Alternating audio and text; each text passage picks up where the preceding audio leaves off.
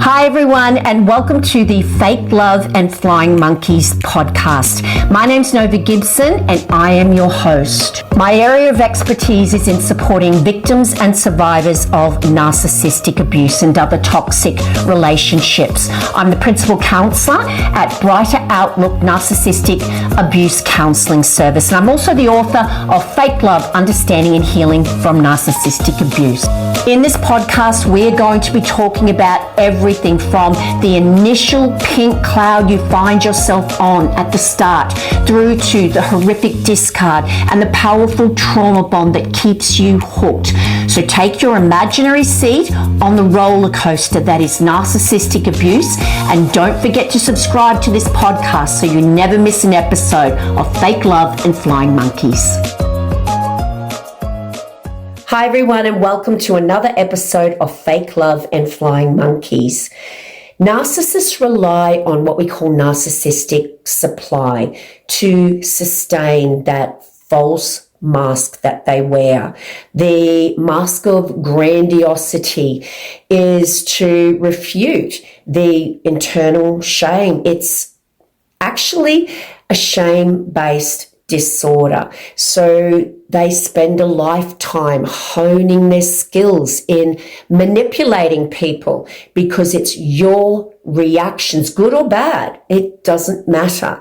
It's your reactions that tell them the mask they wear is real, and their mask is worn to refute that internal shame. They would rather risk anything than to have that weak and vulnerable true self exposed to the world.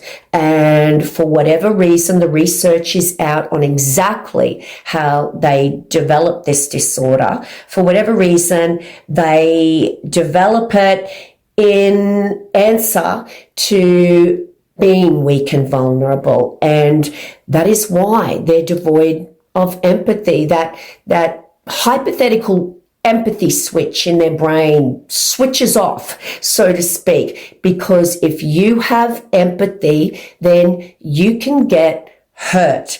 So this is why they can do the horrendous things they do to you, because their empathy is virtually non-existent.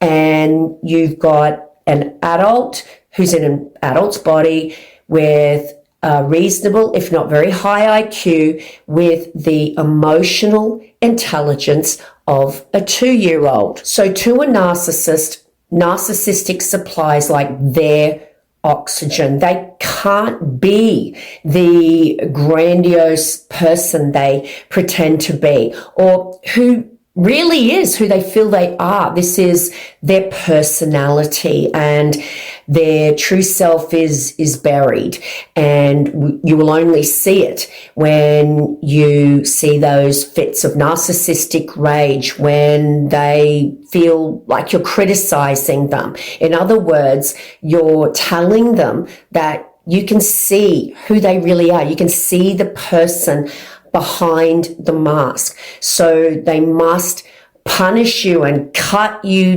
down for daring to expose that weakness that they have that is buried deep inside them.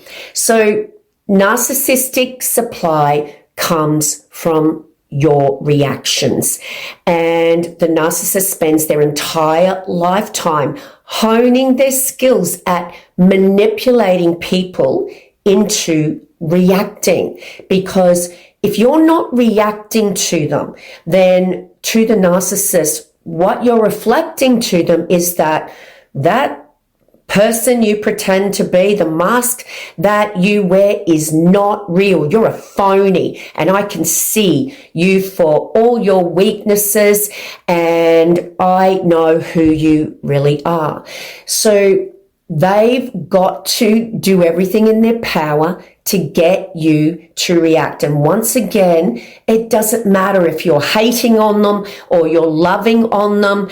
it doesn't matter as long as you're reacting, because when you're reacting, you're telling them that the mask is real and that's who they really are. Because if you weren't reacting, then they would experience confusion, anger, frustration, because what they're doing is not working. So your reactions are their fuel. Now, this is why the narcissist cannot be alone. If they're alone with that true self that they do everything in their power to avoid and bury.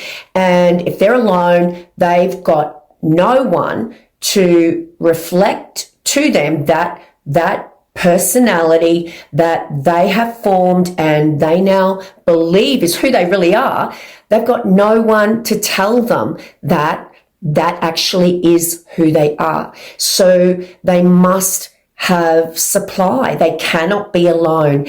And this is why they will cheat. This is why they will have numerous sources on the go at any given time, because they are always in fear of being without that oxygen. To them, to be without narcissistic supply is like you and I not being able to breathe, and it causes them immense distress, and they will do everything in their power to make sure that they have someone or something or both reflecting back to them just how amazing and real they are. Now, the narcissist hasn't got time to go around conditioning every single person they come across to react on cue in exactly the way they want to, and to be able to predict their reactions to get maximum supply from that person. So they rely very heavily on their primary sources. So if it's an intimate partner, a wife, a husband, they will have conditioned you to react to a certain stimuli, and they know they just have to push on one of those hypothetical buttons inside your head, the buttons that they planted, and you will elicit the response that they predict.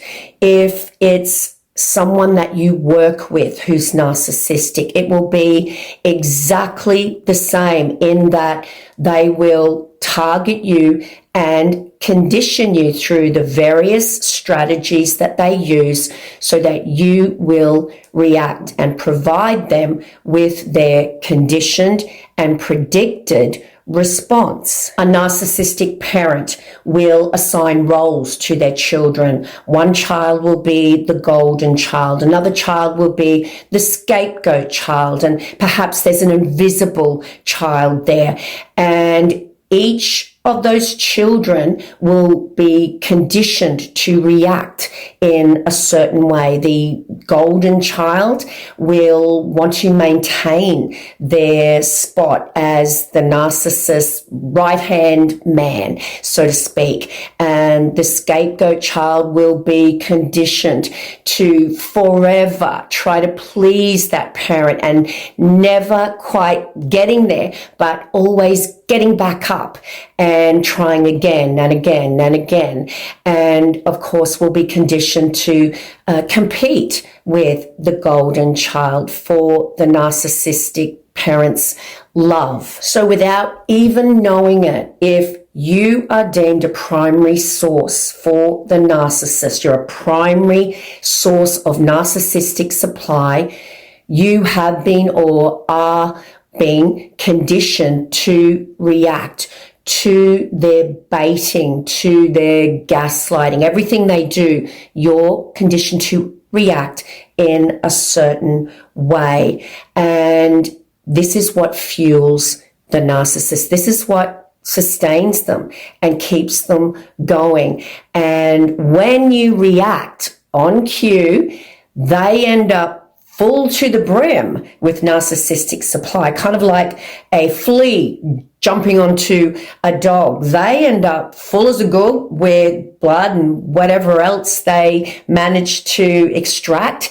And the host, if you will, you, the victim, will end up depleted by reacting. Nonetheless, it is a normal human response to react in the way that you do.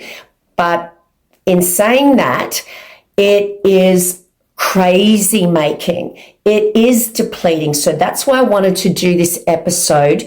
And I'm going to be giving you 10 strategies that the narcissist engages in to get you to react, so that you can, I guess, reflect on your behavior, past or present, and not give them their intended supply. I talk regularly to my beautiful clients in my practice about these 10 strategies and more.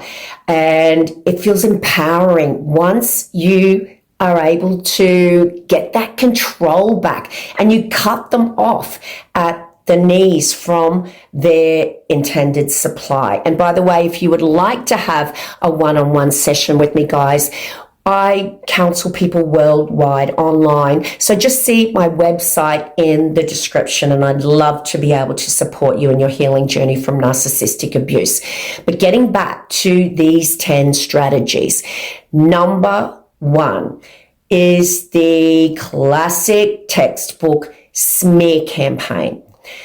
Every narcissist is going to engage in a smear campaign, and it starts off way before you find out about it. They are always in the process of protecting themselves from being exposed.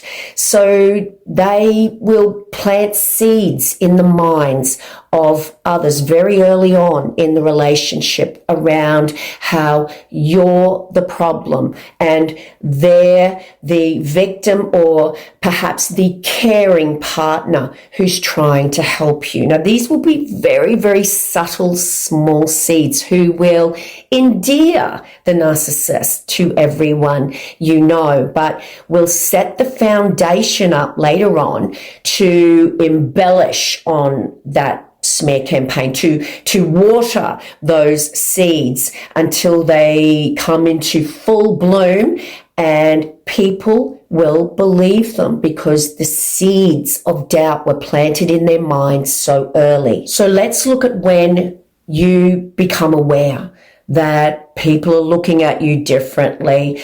Someone has said something to you that makes no sense at all about your character and is definitely something that you recognize the narcissist would have told them and manipulated them into believing. The narcissist gets you to react to those lies, to those rumors, by getting you to defend yourself. They want you to go to those people they've been speaking to and go, that's not the way it happened. You're being manipulated. This is what's happened. But sadly, the narcissist has got in first. They have a PhD in manipulation, and they've already told these people what you're going to say. And when you do, the narcissist internally yells, bingo, I got him to react. Perhaps you were trying to go no contact, but they drew you out of hiding. They got you to engage, and they got you to defend yourself. Number 1 way the narcissist gets you to react. Number 2 strategy for getting you to react is through triangulation. Triangulation is when the narcissist brings a third party in, real or perceived, to create some kind of drama, to create rivalry between those two peoples, to put a wedge between those two people so that the narcissist remains the go-to person and they're at the top of the triangle, and they can essentially pit those two people against each other to extract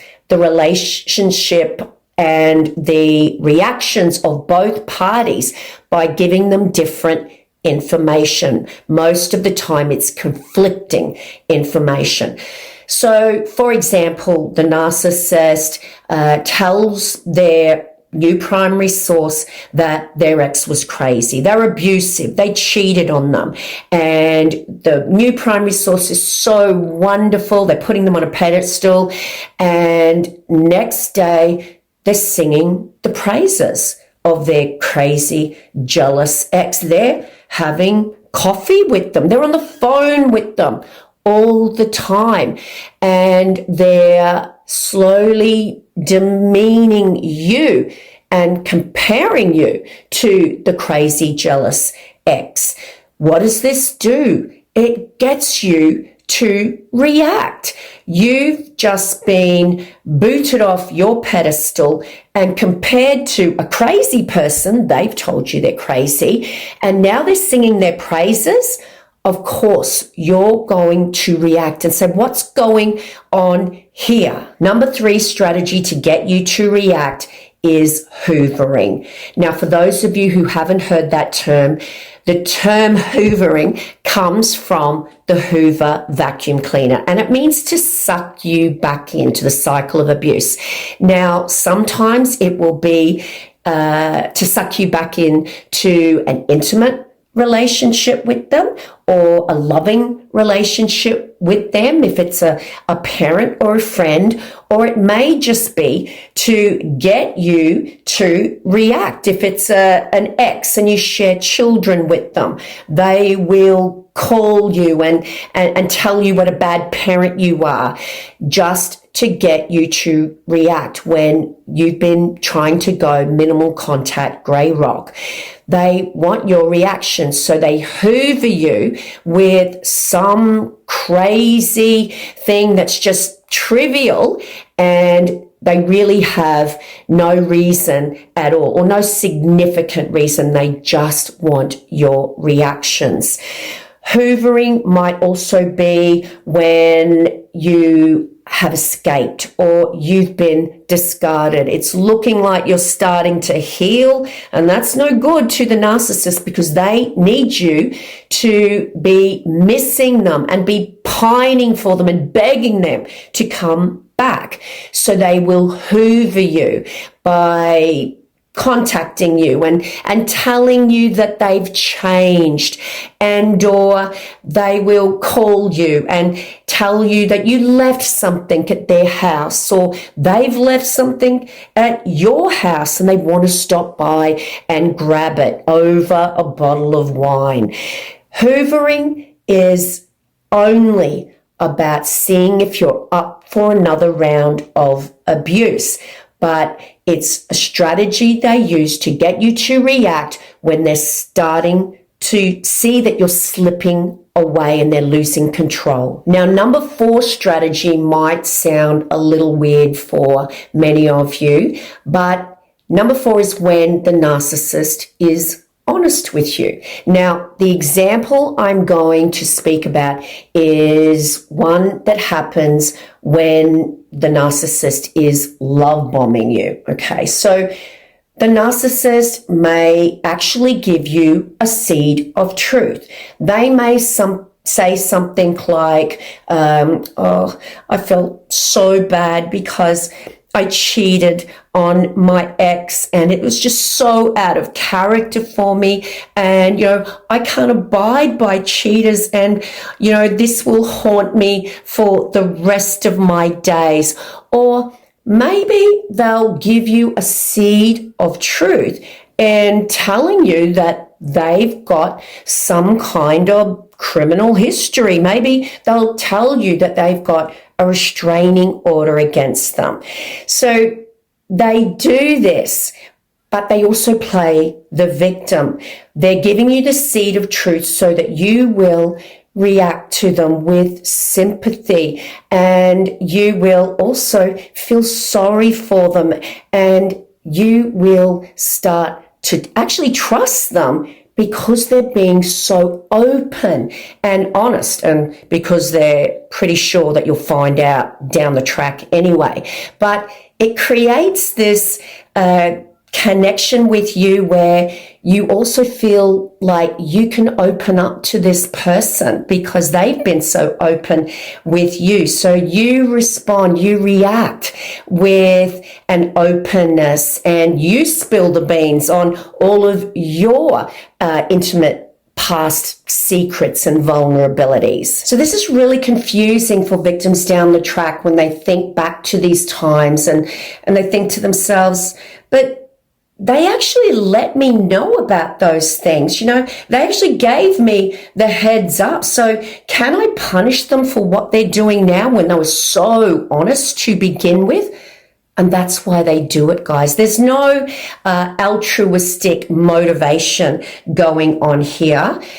It's to have you think exactly the way you do, which is, oh gosh, I can't punish them when they've been so honest with me. No one's perfect, and they want you to accept them, warts and all. They've got flaws just like everyone else.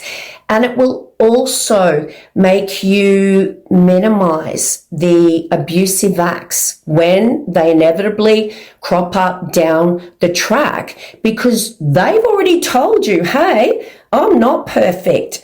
And I was honest with you. So you can't come back at me now and tell me that you've now got a problem with what I'm doing. If they're giving you those little seeds of truth in the beginning, guys, it's manipulative. It's to get you to react to them with empathy and, of course, with your trusting nature. And also bearing in mind that if they truly were remorseful about that behavior that they had engaged in the past, they would do everything in their power not to do it to you. And they certainly wouldn't use your reactions of pain when they do engage in those behaviors against you. Number 5 strategy to get you to react is blame shifting.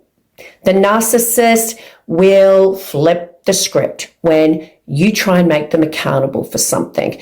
This is also what we call projection most of the time, when the narcissist is projecting all of their terrible traits, all of the horrible behaviors that they're either thinking about doing or are going to do at some stage or are doing. They'll project them onto you, and then they will disown them and attack them. So you're trying to have a discussion around them and what behavior they had engaged in that hurt you. And the narcissist says something like, well, that wasn't me, that was you.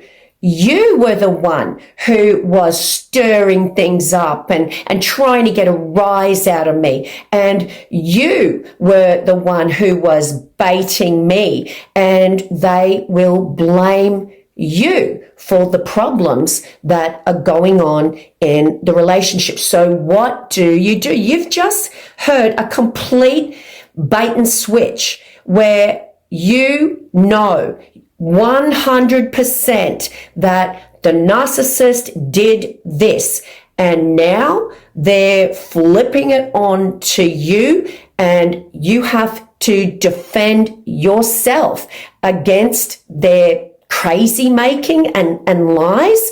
Of course you're going to react.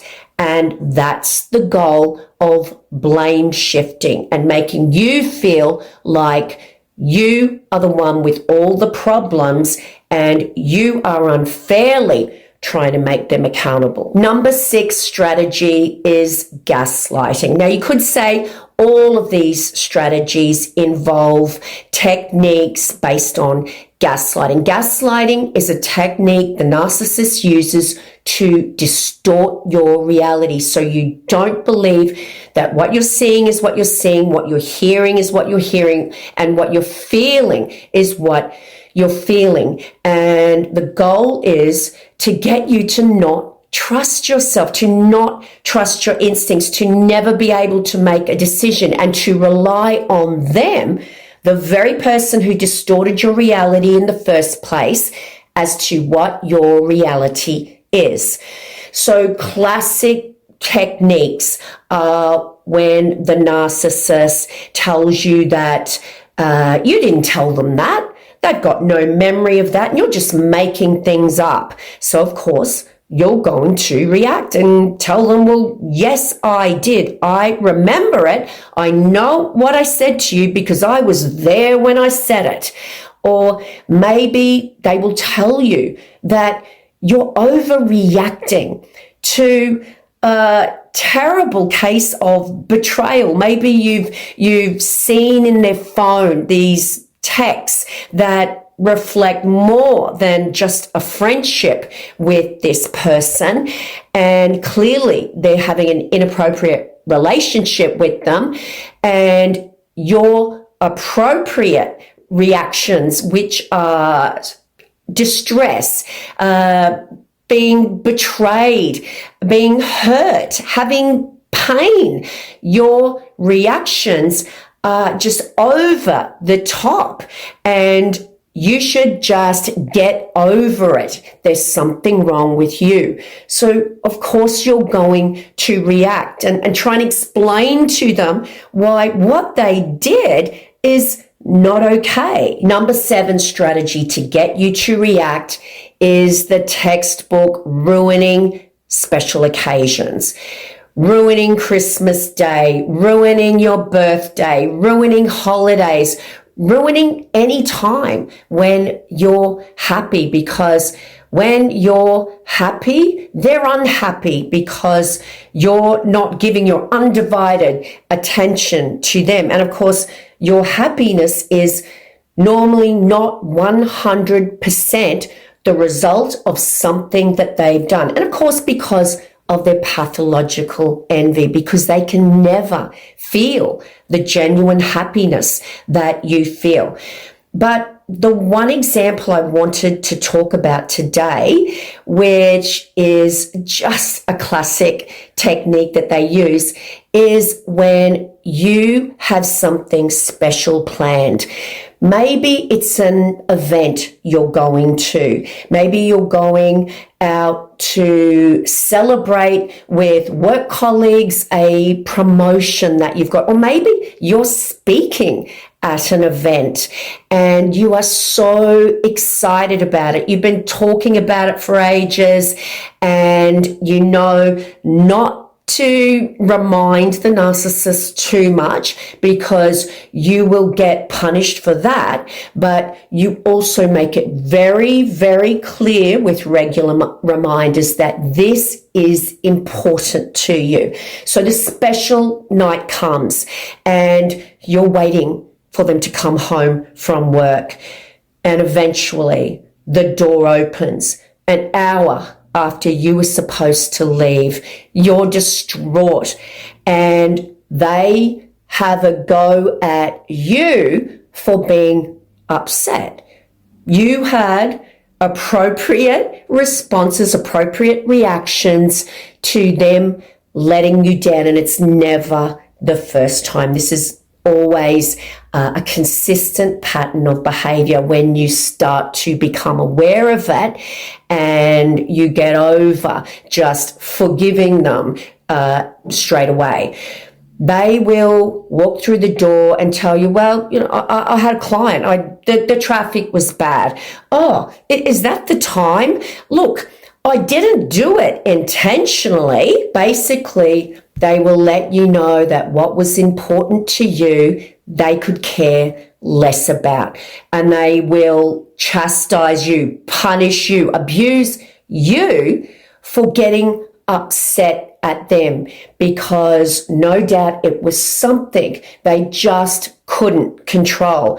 And if it is that they were home late from work, then you will be ungrateful and they will engage in that old bait and switch and make you out to be a bad person because you expected them to prioritize this very, very important event to you. They get your reactions by minimizing what they did and maximizing your reactions and saying that you're not entitled to them, or certainly making you feel that you're not entitled to be upset at them. Number 8 strategy to get you to react is their apathy. Perhaps you've had some major accomplishment in your life. You've got a promotion at work. You won the lotto, whatever it is. You are so happy about it and you race home from work to tell your loved one. And they don't even look away from the video game they're playing or the television show that they're watching. Or maybe they just say something like, "Oh, that's good. What are we having for dinner?" The apathy at this person who professes to love you on certain occasions when you are just bursting to tell them about something that was so exciting in your life and it's just no big deal to them. It's just another Tuesday. Or maybe it's that you've had some kind of tragedy in your life or something that's made you so sad. Maybe you've lost a friend, or maybe you've had something terrible happen to you at work and you come home and you look forward to having a shoulder to cry on. And the same thing happens. They don't look away from what they're doing, or they tell you that it's no big deal and that, yeah, you should be sad, but you know what? Everyone dies, and you know you should just be thankful that they had a good life if it's someone you love that's passed away. They will minimize your reactions in your feelings to something tragic and sad that has happened in your life. But especially when it comes to minimizing the pain of losing a loved one, they'll berate you later on because they did say, "Oh, yeah, that's sad, but you know, at least they had a good life," which, of course, to you sounds like gaslighting because they're fobbing you off and they really aren't being there for you or giving you the chance to pour out your heart to them, certainly not giving you a shoulder to cry on. Apathy is about indifference and it produces immense pain in the victim because it makes you feel worthless. It doesn't matter what happens in your life, they just don't seem to care. It's no big deal and you feel very, very alone. Number 9 strategy to get you to react is by pretending to forget about something important to you, such as a birthday. Remember, guys, in the beginning when the narcissist was acting like they were the world's best listener, they were so full of empathy and they were hanging off your every word and they were mirroring you and they were banking all of that information. They were storing it away in the memory banks to pull out later on to use as a weapon against you. Just remember that when you think about them forgetting your birthday. The narcissist doesn't forget. They know when these special times are coming up and certainly when that day has come. But they want you to think that they forgot Number one, because it will hurt you that they couldn't remember your birthday, and because they can use the fact that it was an innocent mistake, which it wasn't. They don't forget that stuff they stored away in their memory banks, but they can use the fact that it was an innocent mistake to make you feel like you're not entitled to your reaction. So you will defend yourself against your reactions, your very appropriate reactions, in that they forgot your birthday. It's intentional. They know when these days are happening, but they thrive off your pain. Remember, it doesn't matter, negative or positive, but pretending to forget these special days in your life is one surefire way that they will get you to react in being angry or being sad and or both. Number 10 strategy to get you to react is when they engage their flying monkeys. They're flying monkeys. The term comes from The Wizard of Oz, and the flying monkeys are the narcissists, wingmen. They're the people that or whom they dispatch to do their dirty work for them so that their hands remain clean. And it's typically something they do. They dispatch their flying monkeys when you're trying to go no contact or grey rock and they can't get to you. So they'll send someone else. One strategy that I'm going to talk about today is when you are going no contact. You're really battening down those hatches and you're working through that powerful trauma bond, and you're trying your hardest not to unblock them and look at what they're doing on Instagram. And who should knock on the door but the narcissist's best friend, their chief flying monkey.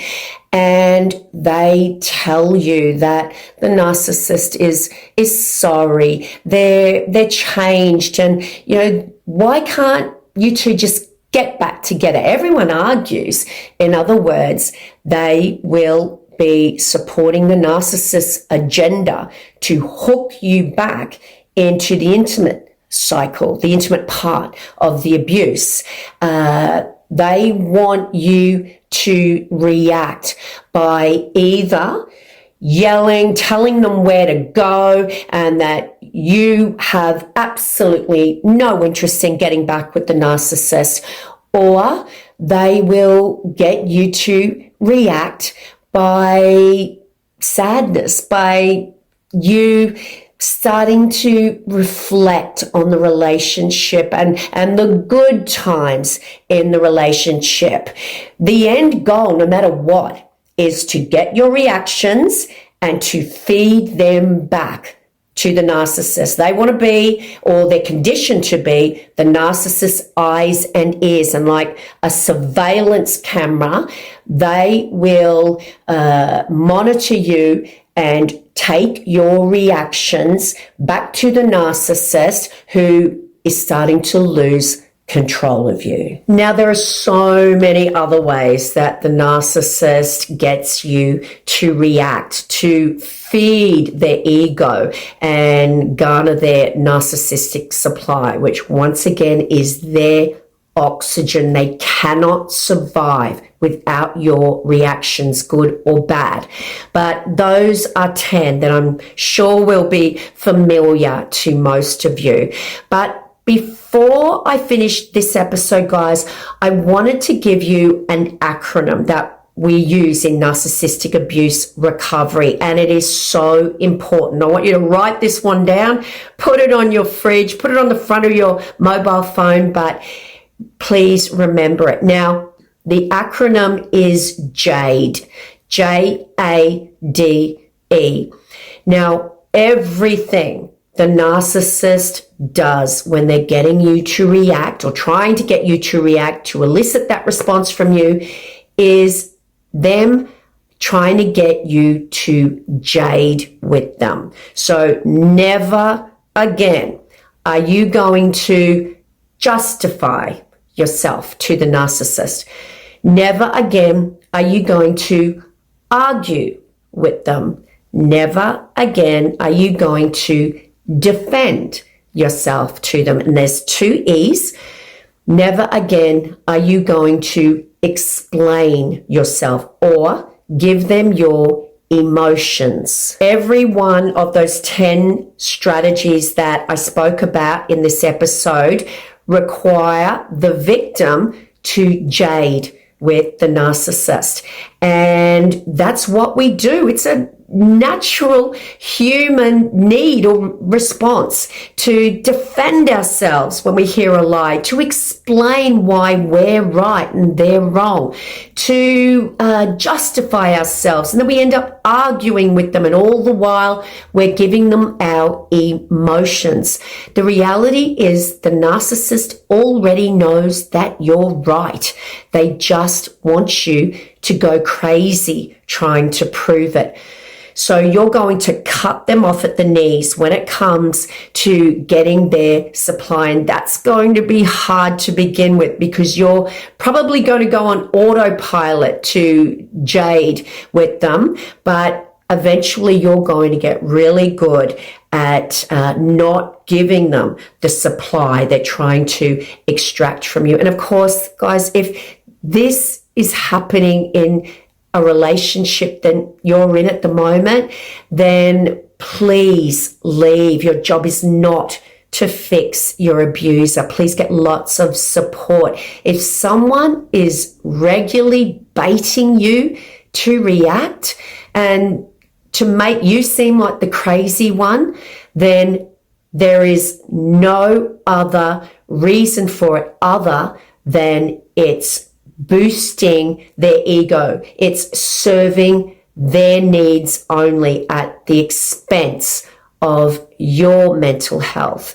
And the only thing the narcissist cares about is themselves. So yes, no more jading, and watch out, because when you stop, they realize they're losing control of you. So they will up the ante to get you to jade with them, and you're still going to say nothing. And that brings us to the end of yet another Fake Love and Flying Monkeys episode.